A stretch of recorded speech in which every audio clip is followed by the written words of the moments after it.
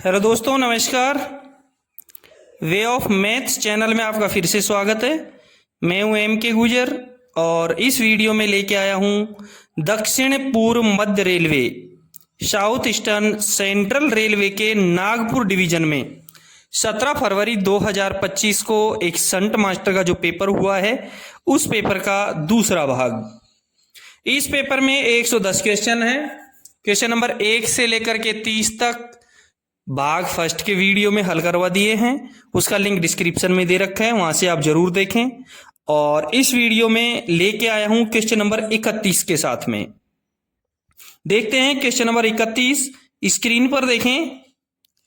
Question number 31 में है, शुरुआती स्टेशन पर यात्री ट्रेन के इंजन और ब्रेक वैन में वायु दबाव की मात्रा क्रमशः किलो प्रति सेंटीमीटर स्क्वायर और है। ए में दे रखा है 5 और 4.9 किलो वर्ग सेंटीमीटर, बी में दे रखा है 5 किलो और 4.8 किलो प्रति वर्ग सेंटीमीटर, सी में दे रखा है 4.9 और 4.8 किलो वर्ग सेंटीमीटर और डी में दे रखा है 5 किलो और 4.7 किलो वर्ग सेंटीमीटर। ध्यान रहे, इंजन में ब्रेक पावर यानी वायु दबाव की जो मात्रा होती है वो 5 किलोग्राम प्रति वर्ग सेंटीमीटर और ब्रेक वैन में 5 किलोग्राम प्रति वर्ग सेंटीमीटर से 4.8 किलोग्राम प्रति वर्ग सेंटीमीटर दबाव रहता है। इसलिए 31 नंबर के क्वेश्चन का करेक्ट आंसर रहेगा बी, 5 किलो एवं 4.8 किलोग्राम प्रति वर्ग सेंटीमीटर। ठीक है, नेक्स्ट क्वेश्चन देखेंगे। क्वेश्चन नंबर 32 में है, 4 व्हीलर वैगन में जुड़ी पैसेंजर ट्रेन की अधिकतम स्पीड किलोमीटर प्रति घंटा होगी। 4 व्हीलर वैगन में ए में 40 किलोमीटर प्रति घंटा, बी में 60 किलोमीटर प्रति घंटा, सी में 50 किलोमीटर प्रति घंटा और डी में 72 किलोमीटर प्रति घंटा दे रखा है। करेक्ट आंसर रहेगा इसका डी। 4 व्हीलर वैगन से जुड़ी जो पैसेंजर ट्रेन है उसकी अधिकतम स्पीड 72 किलोमीटर प्रति घंटा होगी। 32 नंबर के क्वेश्चन का करेक्ट आंसर हुआ डी। नेक्स्ट क्वेश्चन देखेंगे। क्वेश्चन नंबर 33 में है, एक बाहरी सिग्नल और होम सिग्नल के बीच कम से कम दूरी है, यानी आउटर सिग्नल और होम सिग्नल के बीच में कम से कम कितनी दूरी होगी। आउटर सिग्नल और होम सिग्नल के बीच कम से कम कितनी दूरी होगी। ए में 180 मीटर, बी में 120 मीटर, सी में 90 मीटर और डी में 400 मीटर। आउटर और होम सिग्नल के बीच में कम से कम 400 मीटर की दूरी होती है। इसलिए 33 नंबर के क्वेश्चन का करेक्ट आंसर रहेगा डी, 400 मीटर। ठीक है, नेक्स्ट क्वेश्चन देखेंगे। क्वेश्चन नंबर 34 में है, जब एक ट्रेन मेन लाइन से चलने वाली तो एक क्रेन को इंजन से कितने वाहनों के दूर रखा जाएगा। जब एक ट्रेन मेन लाइन से चलने वाली है तो एक क्रेन को इंजन से कितने वाहनों की दूरी में रखा जाएगा। ए में 2, बी में 2, सी में 4 और डी में 5 दे रखा है। ए में 2, बी में 3, सी में 4 और डी में 5 दे रखा है। करेक्ट आंसर रहेगा इसका सी। जब एक ट्रेन मेन लाइन से चलने वाली है तो एक क्रेन को इंजन से 4 वाहनों की दूरी पर रखा जाएगा। आंसर हुआ सी। नेक्स्ट क्वेश्चन देखेंगे। क्वेश्चन नंबर 35 में है, जब एक क्रेन ट्रेन से जुड़ी होती है तो लोको पायलट ट्रेन को कितने किलोमीटर प्रति घंटे की गति से अधिक नहीं ले चलाना है। अधिक नहीं ले जाएगा मतलब अधिकतम स्पीड उसकी क्या होगी। ए में 20 किलोमीटर प्रति घंटा, बी में 40 किलोमीटर प्रति घंटे, सी में 60 किलोमीटर प्रति घंटा और डी में 25 किलोमीटर प्रति घंटा। करेक्ट आंसर रहेगा इसका बी। जब एक ट्रेन से जुड़ी है तो लोको पायलट ट्रेन को 40 किलोमीटर प्रति घंटे की गति से अधिक नहीं चला पाएगा। 35 नंबर के क्वेश्चन का करेक्ट आंसर हुआ बी। दोस्तों, आप देख रहे हैं दक्षिणी पूर्वी मध्य रेलवे के नागपुर डिवीजन में दिनांक 17 फरवरी 2025 को एक संट मास्टर का पेपर हुआ है, उस पेपर का दूसरा भाग। यदि आपको मेरे पढ़ाए हुए पेपरों का PDF चाहिए तो इसके डिस्क्रिप्शन में जाएं और टेलीग्राम चैनल का लिंक दिया हुआ है, क्लिक करें और PDF डाउनलोड करें। यदि आपके डिवीजन में कोई पेपर हुआ है, डिवीजन या रेलवे में कोई पेपर हुआ है, तो मुझे मेरे व्हाट्सएप नंबर या टेलीग्राम नंबर पर जरूर भेजें। देखते हैं अगला क्वेश्चन।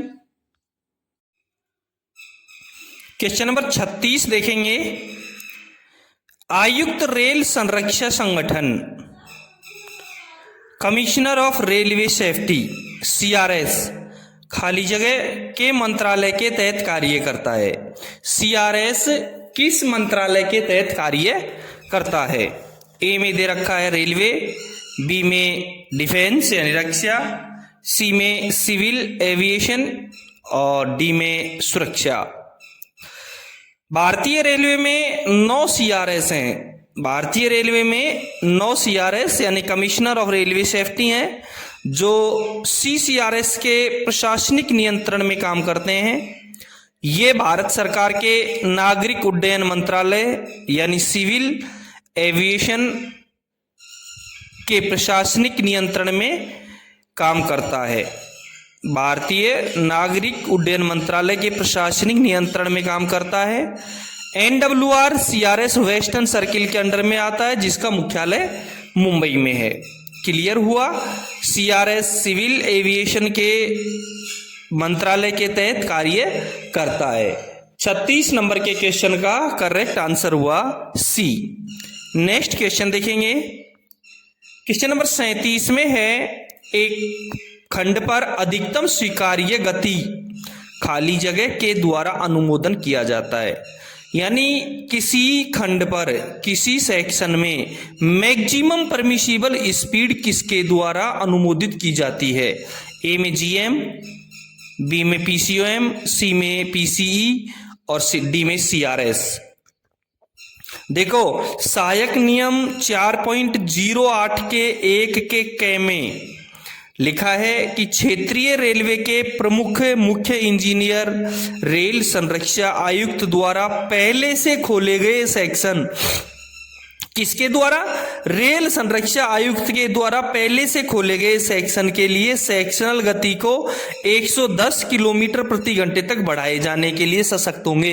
इसमें ऐसा लिखा है कि क्षेत्रीय रेलवे का जो PCE होता है, प्रमुख मुख्य इंजीनियर, वो रेल संरक्षा आयुक्त द्वारा पहले से खोले गए सेक्शन के लिए सेक्शनल गति को 110 किलोमीटर प्रति घंटे तक बढ़ाए जाने के लिए सशक्त होंगे।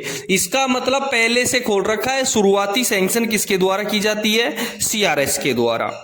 सहायक नियम 4.08 का 1 का ख में साफ लिखा है कि सेक्शन की गति 110 किलोमीटर प्रति घंटे से अधिक बढ़ाने के लिए क्षेत्रीय रेलवे द्वारा रेल संरक्षा आयुक्त से स्वीकृति ली जाएगी, CRS से स्वीकृति ली जाएगी। क्लियर हुआ?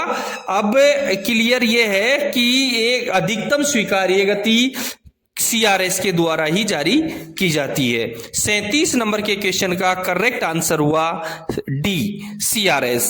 नेक्स्ट क्वेश्चन देखेंगे।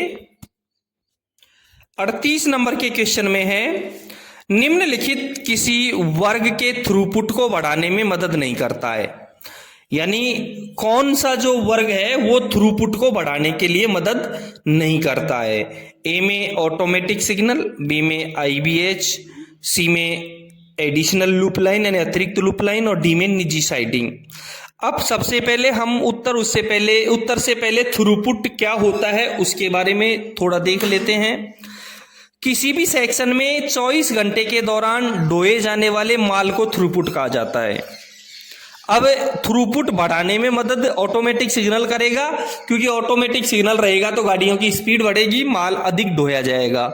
IBH होगा तो डबल लाइन या सिंगल लाइन। IBH से क्या होगा कि एक सेक्शन में एक साथ 2 गाड़ियां चली जाएंगी, इसलिए स्पीड बढ़ेगी। और अतिरिक्त लूप लाइन होगी तो गाड़ी चलने की क्षमता में वृद्धि होगी।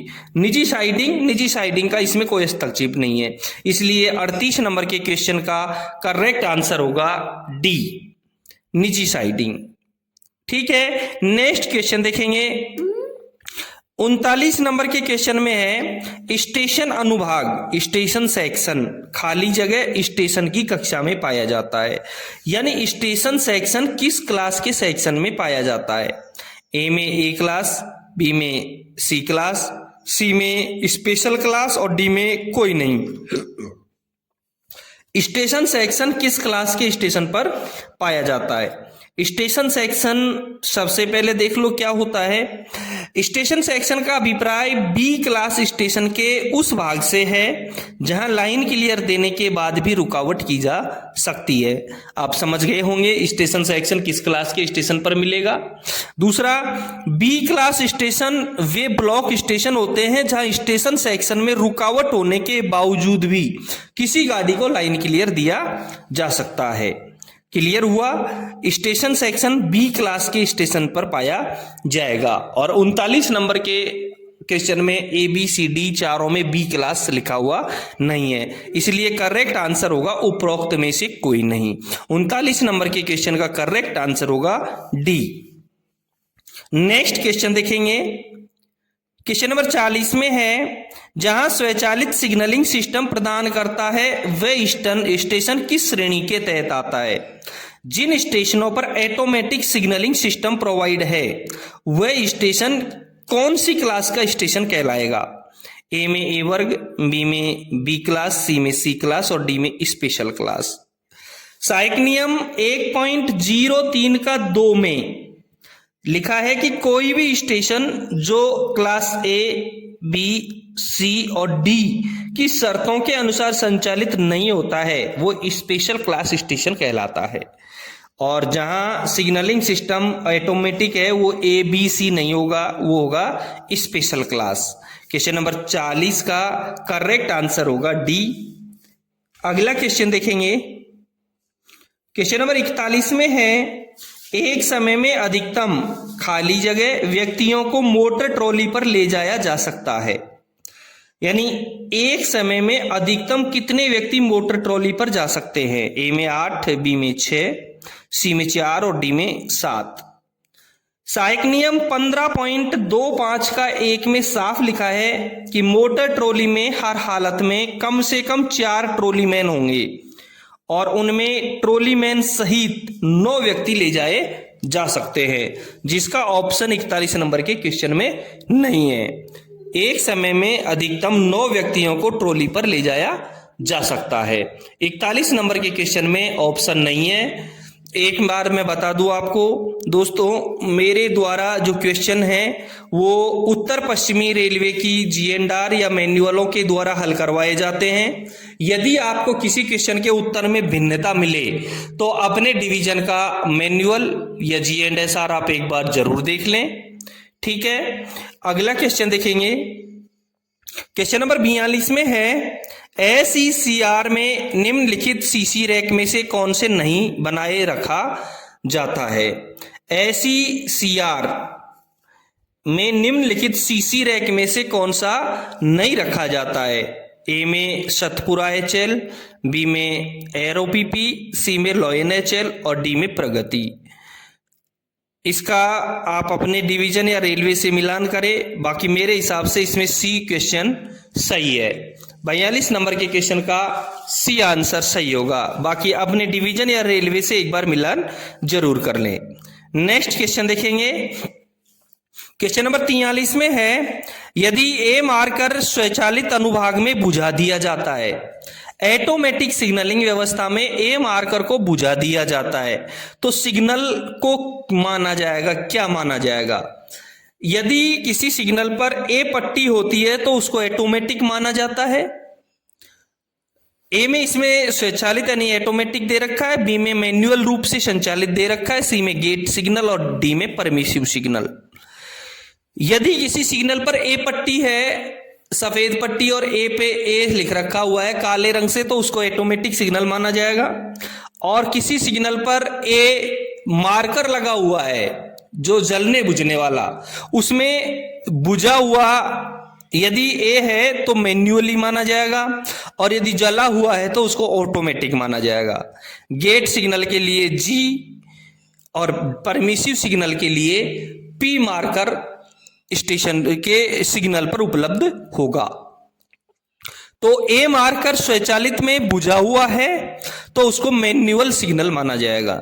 43 नंबर के क्वेश्चन का करेक्ट आंसर होगा बी। ए मार्कर स्वचालित सेक्शन में बुझा हुआ है तो मैन्युअल, और जला हुआ है तो ऑटोमेटिक। ठीक है, अगला क्वेश्चन देखेंगे। क्वेश्चन नंबर 44 में है, बॉक्स लोड को स्थिर करते समय दोनों अंत में खाली जगह संख्या वैगनों का हैंड ब्रेक नीचे टिकी होगी। यानी बॉक्स का लोड है उसको स्थिर स्टेबल किया जा रहा है, उसमें दोनों तरफ कितने कितने हैंड ब्रेक लगाए जाएंगे। ए में 5, बी में 10, सी में 6 और डी में 12 दे रखा है। स्टेशनों पर वाहन को जो सुरक्षित करने का जो उल्लेख है वो सामान्य नियम 5.23 में किया गया है, और सहायक नियम 5.23 के 1 के क में लिखा है कि वाहन, लोड या गाड़ी को कम से कम 2 चैनों से प्रत्येक सिरे पर एक एक चैन बांधकर हाथ तालित किया जाएगा। सामान्य नियम 5.23 के 1 के ख में लिखा है कि कम से कम 4 स्प्रेग वुडन वेज का उपयोग किया जाएगा, जो प्रत्येक सिरे पर बाहरी पहिए के जोड़ों के नीचे 2-2 लगाए जाएंगे।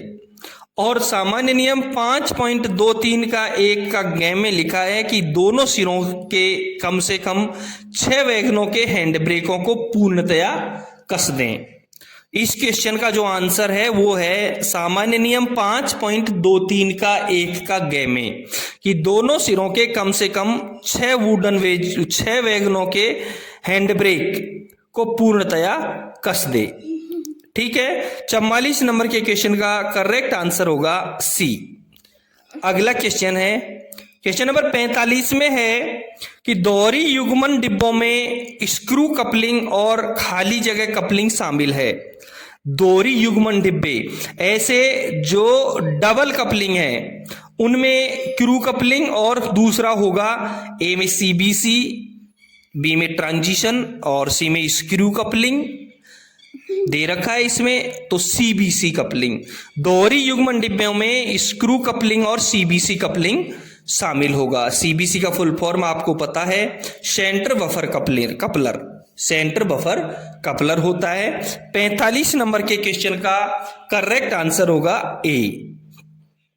अगला क्वेश्चन देखेंगे, क्वेश्चन नंबर 46 में है CSL खाली जगह के बीच की दूरी का संकेत है। CSL ए में falling mark to falling mark in rear, B में starter signal to falling mark in rear, D में एडवांस स्टार्टर सिग्नल टू पीछे का फॉलिंग मार्क, और डी में स्टार्टर सिग्नल से पीछे के पॉइंट तक, ट्रेन के पीछे के पॉइंट तक। CSL का फुल का जो बीच की दूरी है वो है ए, फॉलिंग मार्क से पिछले का फॉलिंग मार्क, आगे के फॉलिंग मार्क से पीछे का फॉलिंग मार्क।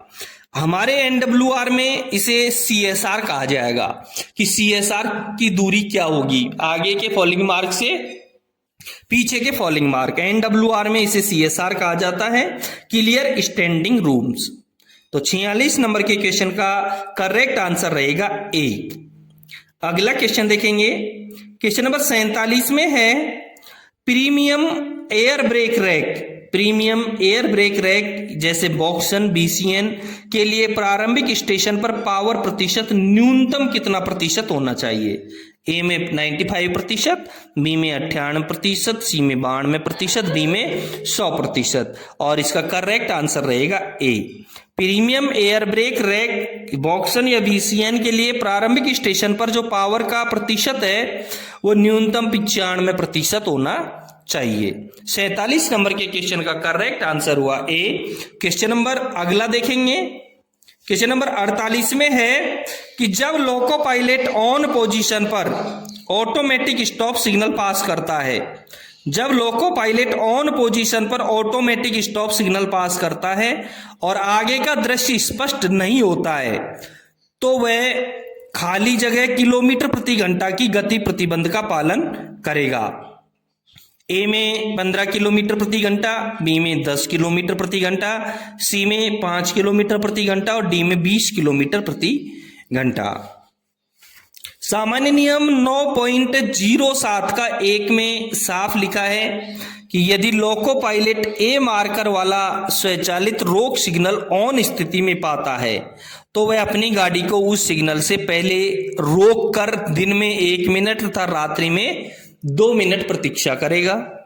और इसी के दूसरे बिंदु में लिखा है यदि इतनी प्रतीक्षा के बाद भी सिग्नल ऑन स्थिति में ही रहता है और यदि सिग्नल के पास टेलीफोन संचार व्यवस्था है तो लोको पायलट संपर्क स्थापित करके उनसे अनुदेश लेगा, ये सुनिश्चित करने के बाद कि अगले सिग्नल तक कोई गाड़ी नहीं है और जहां तक ज्ञात है लोको पायलट का आगे जाना अन्यथा सुरक्षित है, जैसा कि विशेष अनुदेश के अधीन उपबंधित है। लोको पायलट को ऑन स्थिति में सिग्नल पास करने और अगले सिग्नल तक बढ़ने की अनुमति देगा। और सामान्य नियम 9.07 के बिंदु 5 में साफ लिखा है यदि लाइन पर गोलाई धुंध, वर्षा या आंधी या इंजन द्वारा गाड़ी धकेली जाने के कारण अथवा अन्य कारणों से आगे की लाइन स्पष्ट देखी नहीं जा सकती है तो लोको पायलट बहुत धीमी गति से आगे बढ़ेगा। और अब हमारा उत्तर आ रहा है जो किसी भी दशा में 10 किलोमीटर प्रति घंटे से अधिक नहीं होगा। 48 नंबर के क्वेश्चन का करेक्ट आंसर हुआ 10 किलोमीटर प्रति घंटा, यानी कि बी आंसर इसका सही है। ठीक है, 48 नंबर के क्वेश्चन का करेक्ट आंसर हुआ बी। नेक्स्ट क्वेश्चन देखेंगे। 49 नंबर के क्वेश्चन में है एक से अधिक विभाग द्वारा रख रखाव कार्य के लिए लाइन के एक हिस्से को अवरुद्ध करना खाली जगह कहा जाता है। यानी एक से अधिक डिपार्टमेंटों के द्वारा मेंटेनेंस के लिए जो लाइन के एक सेक्शन को अवरुद्ध करना क्या कहा जाता है? ए में पावर ब्लॉक, बी में इंटीग्रेटेड ब्लॉक, सी में शैडो ब्लॉक। सामान्य नियम 4.65 के 2 में लिखा है कि इंटीग्रेटेड ब्लॉक तब लिया जाएगा जब ब्लॉक सेक्शन में एक से अधिक एजेंसियों को एक साथ काम करना हो। क्लियर हुआ आपका 49 नंबर का क्वेश्चन। इंटीग्रेटेड ब्लॉक एक से अधिक डिपार्टमेंटों के द्वारा मेंटेनेंस करने के लिए एक सेक्शन को अवरुद्ध करने को इंटीग्रेटेड ब्लॉक कहा जाता है। 49 नंबर के क्वेश्चन का करेक्ट आंसर हुआ बी। दोस्तों आप देख रहे हैं दक्षिणी पूर्वी मध्य रेलवे में नागपुर डिवीजन में एक शंट मास्टर का पेपर हुआ है 17 फरवरी 2025 को। उस पेपर का दूसरा भाग जिसमें क्वेश्चन नंबर 31 से हल करवा रहा हूं। पहला भाग 1 से 30 तक हल करवा दिया है, उसका लिंक आप डिस्क्रिप्शन में देखें। यदि आपको मेरे द्वारा पढ़ाए गए पेपर्स का पीडीएफ चाहिए तो इसी वीडियो के डिस्क्रिप्शन में जाएं, टेलीग्राम चैनल के लिंक पर क्लिक करें और पीडीएफ डाउनलोड करें। यदि आपके डिवीजन या रेलवे में कोई पेपर हुआ है तो वो मुझे जरूर भेजें। मेरा व्हाट्सएप नंबर दिया हुआ है, टेलीग्राम चैनल का लिंक दिया हुआ है जिस पे मेरे को जरूर व्हाट्सएप करें। यदि आपने चैनल को सब्सक्राइब नहीं किया है तो एक बार सब्सक्राइब जरूर कर दें। 50 नंबर के क्वेश्चन को देखेंगे। क्वेश्चन नंबर 50 में है नोटिस स्टेशन जहां मंडल सावधानी आदेश जारी किया जाएगा वे खाली जगह दे रखी है में निर्दिष्ट है, यानी कहां निर्दिष्ट किया जाएगा। नोटिस स्टेशन कहां निर्दिष्ट किया जाएगा? पहले मैं आपको एक बार बता देता हूं नोटिस स्टेशन होता क्या है। प्रत्येक मंडल में कुछ बड़े स्टेशनों को सतर्कता आदेश जारी करने के लिए नोटिस स्टेशन बनाया जाता है जिसकी जानकारी उस मंडल के WTT के अंतिम पृष्ठ पर दी होती है।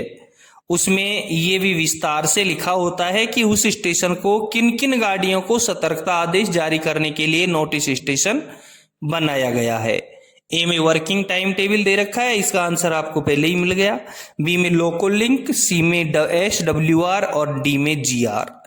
आंसर इसका मिल ही गया आपको कि प्रत्येक मंडल में जो कुछ बड़े स्टेशन है जो क्वेश्चन ऑर्डर जारी करने के लिए नोटिस स्टेशन बनाया जाता है, इनकी जानकारी उसी डिवीजन के वर्किंग टाइम टेबल के अंतिम पृष्ठों पर दी होती है। 50 नंबर के क्वेश्चन का करेक्ट आंसर हुआ ए। अगला क्वेश्चन देखेंगे, क्वेश्चन नंबर 51 में है, निम्नलिखित में क्या एक अनुमत लोड सवारी गाड़ी में अधिक संलग्न किया जा सकता है? सवारी गाड़ी में अनुमत लोड से अधिक क्या संलग्न किया जा सकता है? ए में पेंट्री कार, बी में पार्सल वैन, सी में अधिकारी निरीक्षण कार और डी में अतिरिक्त SLR। करेक्ट आंसर इसका सी होगा, अधिकारी निरीक्षण कार। अनुमत लोड की सवारी गाड़ी में एक संलग्न किया जाएगा अधिकारी निरीक्षण कार, अतिरिक्त लगाया जा सकता है। 51 नंबर के क्वेश्चन का करेक्ट आंसर हुआ सी। अगला क्वेश्चन देखेंगे, क्वेश्चन नंबर 52 में है, SPAD स्पाड का पूर्ण रूप क्या है? ए में signal passed at danger, B में signal permissive at danger, C में दे रखा है signal passed with authority danger और डी में दे रखा है signal passed at distance. SPAD का फुल फॉर्म होगा signal passed at danger. SPAD यानी सिग्नल खतरे में गुजरा। 52 नंबर के क्वेश्चन का करेक्ट आंसर होगा ए।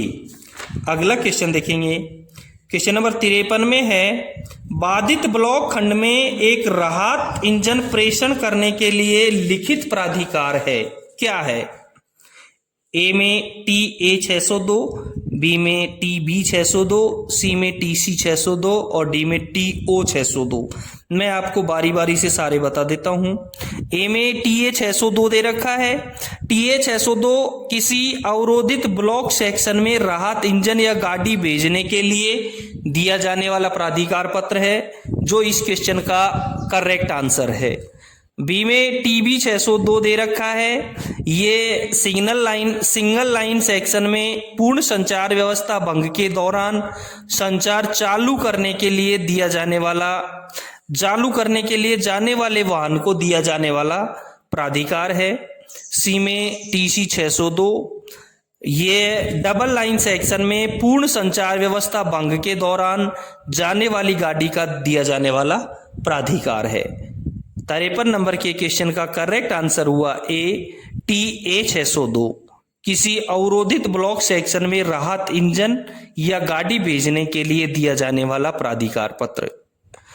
अगला क्वेश्चन देखेंगे, क्वेश्चन नंबर 54 में है, सतर्कता आदेश का रिकॉर्ड स्टेशन पर कितने माह तक रखा जाता है?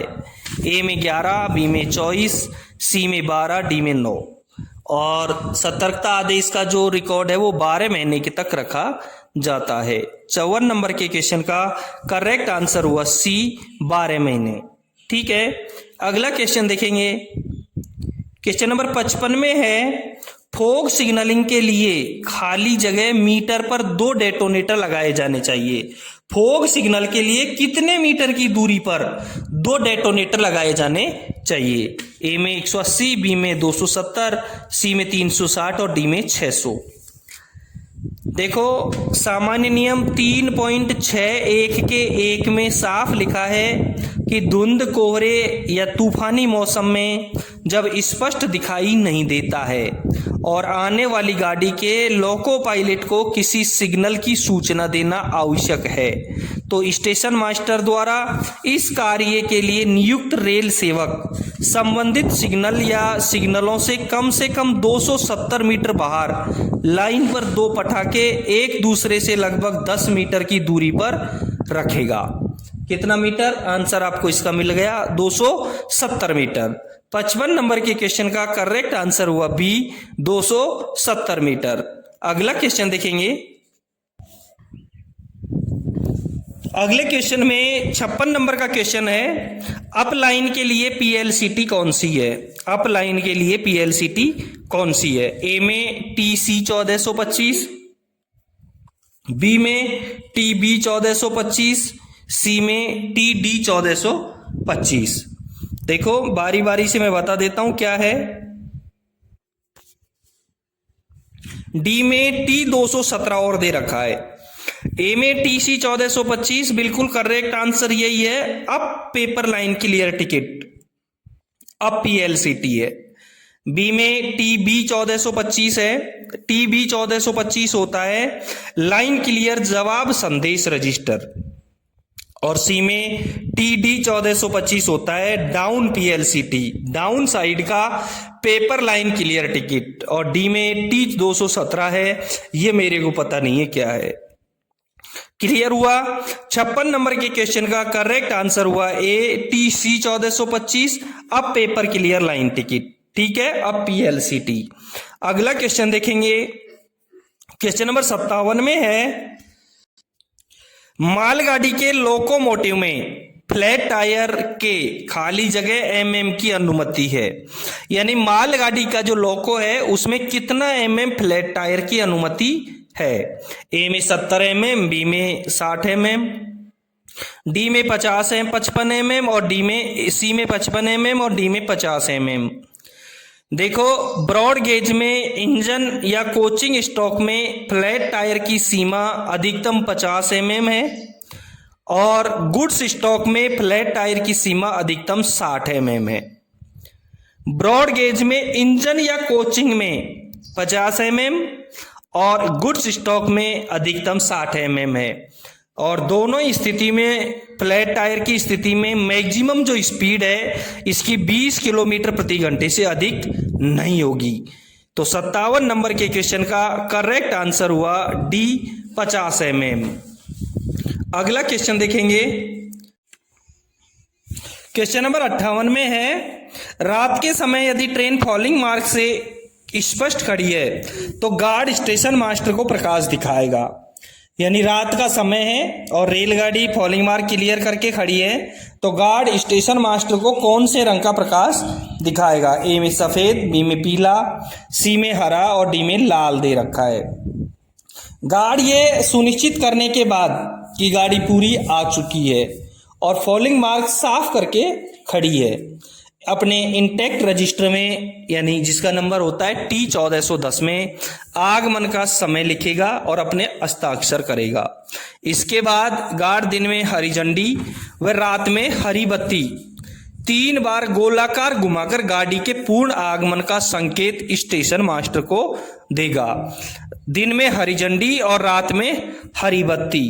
यानी 58 नंबर के क्वेश्चन का करेक्ट आंसर होगा सी हरा। अगला क्वेश्चन देखेंगे, 59 नंबर के क्वेश्चन में है स्थानीय व्यवस्थित पावर ब्लॉक को खाली जगह मंजूर कर सकता है। अपना स्थानीय लोकल अरेंज्ड पावर ब्लॉक इसको कौन अनुमोदित मंजूर कर सकता है। ए में स्टेशन मास्टर, बी में एससीआर, सी में संबंधित एससीआर के साथ टीपीसी और डी में टीपीसी। करेक्ट आंसर रहेगा इसका A station master. Local arrange power block को स्टेशन मास्टर के द्वारा दिया जा सकता है। 59 नंबर के क्वेश्चन का करेक्ट आंसर होगा ए।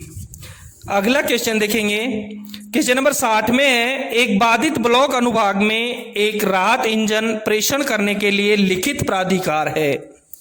ए में टी 602, बी में टीबी 602, सी में टी सी 602 और डी में टी ओ 602। बाधित सेक्शन में एक राहत इंजन प्रेषण करने के लिए प्राधिकार की जरूरत है।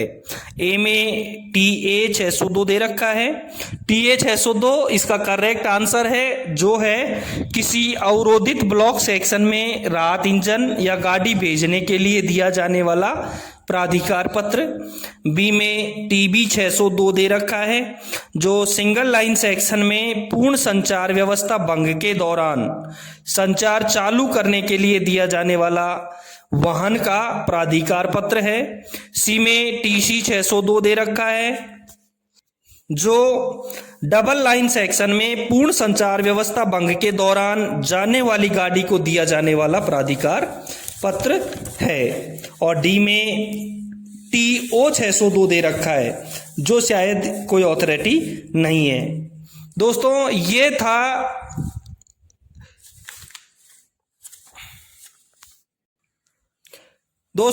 था दक्षिणी पूर्वी मध्य रेलवे के नागपुर डिवीजन में 17 फरवरी 2025 को संट मास्टर के पेपर का दूसरा भाग, जिसमें क्वेश्चन नंबर 1 से 31 से लेकर के 60 तक मैंने हल करवा दिए हैं। फिर मिलते हैं नेक्स्ट वीडियो में क्वेश्चन नंबर 61 के साथ में। धन्यवाद।